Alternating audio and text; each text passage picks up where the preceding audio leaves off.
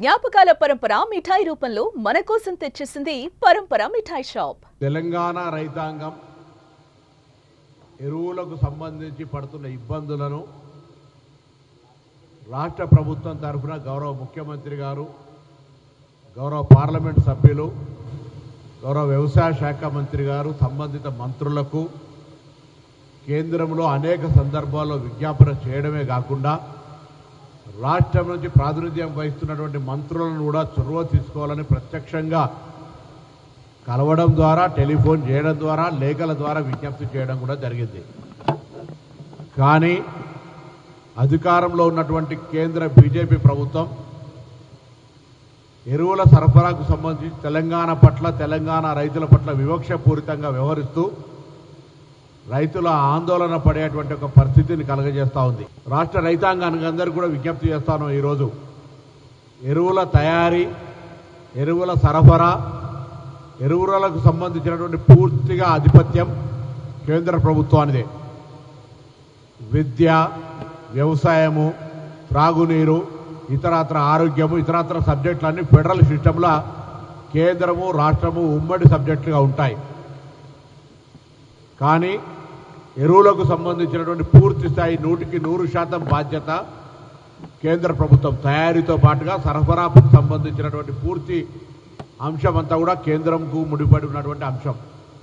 అందుకే రాష్ట్ర ప్రభుత్వం పక్షాన కేంద్రాన్ని ఇన్నిసార్లు విజ్ఞప్తి చేస్తున్నప్పటికీ కూడా రాష్ట్ర ప్రభుత్వం భారతీయ జనతా పార్టీది లేదనే కారణం మీదన, లేదా కాంగ్రెస్ పార్టీ తెలంగాణ ప్రభుత్వం రైతాంగానికి 22,000 కోట్ల రుణమాఫీ చేసి రైతు భరోసా పేరు మీద ఎకరానికి 6,000 రూపాయలు 9 రోజుల్లో 9,000 కోట్లు ఇవ్వడం కానీ, సన్న వడ్లకు 500 బోనస్ ఇవ్వడం కానీ, ఈ విధంగా రైతులకు సంబంధించిన అనేక కార్యక్రమాలు జరిగేటువంటి సందర్భంలో రైతుల పట్ల కాంగ్రెస్ పార్టీకి కొంత వ్యతిరేకత రావాలనే ఆలోచనతోటి భారతీయ రాష్ట్ర సమితి బీఆర్ఎస్ తోటి క్షేత్రస్థాయిలో కుమ్ముక్కై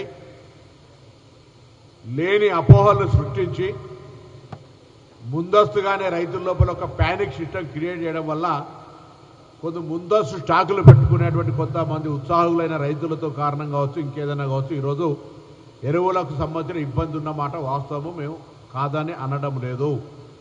కానీ దీనికి బాధ్యత ఎవరైతే వహించాల్సిన వాళ్ళో నిమ్మకు నీరెత్తినట్టు మౌనంగా బాధ్యత రాహిత్యంగా వ్యవహరిస్తున్నటువంటి అంశాన్ని తెలంగాణ రైతాంగానికి చెప్పే ప్రయత్నం చేస్తూ ఉన్నాం. ఈరోజు తెలంగాణ రైతాంగం పొద్దున్నే లేచి గ్రామీణ ప్రాంతాల్లో రైతులకు ఇబ్బందిని గమనించి వాళ్ళను పొలిటికల్ మోటివేషన్ చేసే ప్రయత్నం చేస్తూ ఉన్నారు బీఆర్ఎస్ నాయకులు. నేను అడుగుతాను, మీకు నిజంగానే భారతీయ జనతా పార్టీ మీద మీ నాయకుడు మొన్న చెప్పినాడు కేటీఆర్ గారు, ఉపరాష్ట్రపతి ఎన్నికల్లో యూరియా ఇస్తే మీకు ఓటేస్తాం, యూరియా ఇవ్వకపోతే ఓటేయమని చెప్పినారు. ఇవాళ రేపు పొద్దున ఓటింగ్ ఉంది, యూరియా ఇయ్యలే. ఓటు తెలుగు బిడ్డకు ఓటేయండి. నేను రాజకీయం కొరకు మాట్లాడతలేను. మీరు అంత పెద్ద ఎత్తున ఒక ఆఫర్ ఇచ్చినా కూడా యూరియా సప్లై కాలే. రాష్ట్ర ప్రభుత్వం నుంచి ముఖ్యమంత్రి గారితో సహా అనేక సందర్భాల్లో మా పార్లమెంట్ సభ్యులు పార్లమెంటు సాక్షిగా ధర్నా చేసి మంత్రులను గెరావ్ చేసినా కూడా నేను ఎందుకు చెప్తున్నా అంటే క్షేత్రస్థాయిలో రైతులు ఇబ్బంది పడుతున్నారు. నేను మాజీ మార్కెట్ చైర్మన్గా, సహకార సంఘాలకు సంబంధం ఉన్న వ్యక్తిగా, రైతు బిడ్డగా క్షేత్రస్థాయిలో రైతులు పడుతున్న ఇబ్బందిని గమనిస్తూ ఉన్నా. వారందరికీ కూడా రాష్ట్ర ప్రభుత్వం నుంచి మీ ఇబ్బందిని గమనిస్తూ ఉన్నాం. కానీ మీకు సహకారం అందించడానికి మా చేతిలో ఎరువుల తయారీ ఉత్పత్తి లేదు.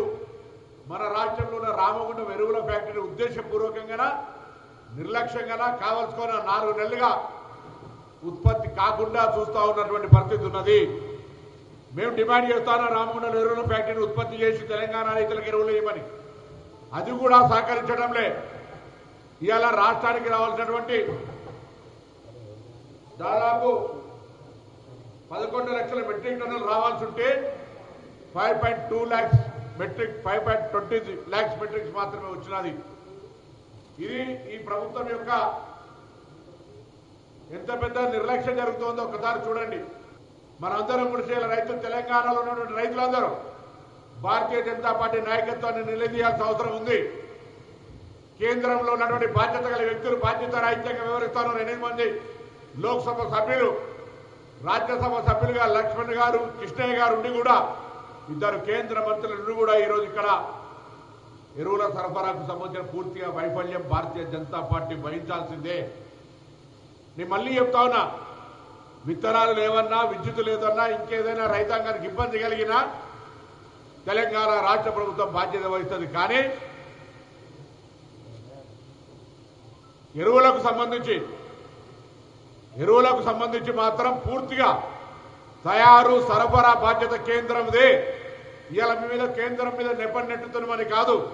ఫెడరల్ సిస్టమ్, రాష్ట్ర కేంద్ర ప్రభుత్వాల విధి నిర్వహణ యొక్క బాధ్యతల్లో మీరు పర్యవేక్షించినప్పుడు కూడా స్పష్టంగా రసాయనాల ఎరువులకు సంబంధించినటువంటి శాఖ కేంద్రంలో ఉంటే తప్ప రాష్ట్రాల్లో ఉండదు. ఒక తెలంగాణ కాదు, దేశంలో ఏ రాష్ట్రంలో ఉండదు. అందుకే ఇలా మరొకసారి కేంద్ర ప్రభుత్వాన్ని డిమాండ్ చేస్తా ఉన్నా, కిషన్ రెడ్డి గారు, బండి సంజయ్ గారు, నిజంగా మీరు తెలంగాణ నుంచి ప్రాతినిధ్యం వహిస్తున్న బిడ్డలైతే తెలంగాణ రైతుల గోసలు మీరు పట్టించుకోదలుచుకుంటే, తెలంగాణ రైతుల గోసలను తీర్చాలనే తపన మీ పార్టీకి ఉంటే, ఇలా రైతులకు సంబంధించినటువంటి ఎరువుల సరఫరాకు సంబంధించిన అంశం మీద వెంటనే స్పందించి కేంద్ర మంత్రిని విజ్ఞాపన చేస్తారా, బెదిరిస్తారా, దండం పెడతారా, చేతనైద్దా, చేత కాదా, కాకపోతే మమ్మల్ని వెంబడి రమ్మంటారా? ఏదేమైనా ఇలా తెలంగాణ రైతులకు అవసరమైనటువంటి ఈ చివరి దశలో ఒక 2 రోజుల పాటు ఇటు వరి, పత్తి, ఇత్తనాలకు సంబంధించినటువంటి దిగుబడులకు సంబంధించిన ప్రభావం పడేటువంటి పరిస్థితి ఉంది. కాబట్టి దయచేసి రాజకీయ కక్ష ఉంటే తెలంగాణ ప్రభుత్వం మీద ఇంకేదైనా విధంగా తీసుకోండి. రాజకీయ వేధింపులు చేయదలుచుకుంటే తెలంగాణ ప్రభుత్వాన్ని, ప్రజలను ఇంకో రకంగా వేధింపులకు గురి చేయండి.